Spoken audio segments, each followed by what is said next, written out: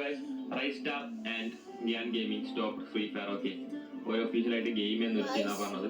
Day by day ഹാക്കേഴ്സിന്റെ കൂടുതൽ, അതുപോലെ തന്നെ ആവശ്യമില്ലാത്ത ക്യാരക്ടേഴ്സ്, ഈവെന്റ്സ്, ഇങ്ങനെ ഓരോരോ സാധനം വെച്ച് വെറുപ്പിക്കൽ തുടങ്ങിയവന്മാർ.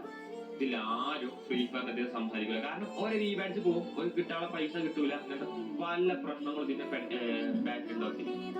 സോ ഇതിനെ കൊണ്ട് ഒരു കാര്യം ചെയ്യാൻ പറ്റും. കമന്റ് സെക്ഷനിൽ ഫ്രീ ഫയറിന്റെ ഇപ്പോഴത്തെ ഇഷ്യൂസും കാര്യങ്ങളും എന്തൊക്കെ മാറ്റണം, എന്തുകൊണ്ടാണ് ഇപ്പോൾ ഗെയിം നാശമായിട്ടിരിക്കുന്നത്, എല്ലാ കാര്യങ്ങളും ജസ്റ്റ് പോയിന്റ് ആയിട്ട് കമന്റ് സെക്ഷനിൽ കമന്റ് ചെയ്ത്. ഓക്കെ, ഈ വീഡിയോ 24 hours ശേഷം അല്ലെങ്കിൽ 48 hours ശേഷം എല്ലാ റെസ്പോൺസും കൂടെ ഡയറക്റ്റ് ഫ്രീ ഫയർ ഒഫീഷ്യൽസിനോ മോഡറേറ്ററിനോ കൊണ്ടുകൊടുക്കും. ഓക്കെ, ഇതിന്റെ പേരിൽ ഇൻ കേസ് ഇന്ന ഫ്രീ ഫയറിന്റെ പാർട്ണർ പ്രോഗ്രാം നിർത്തി കളഞ്ഞാൽ നിങ്ങൾക്ക് no problem. Okay, no problem.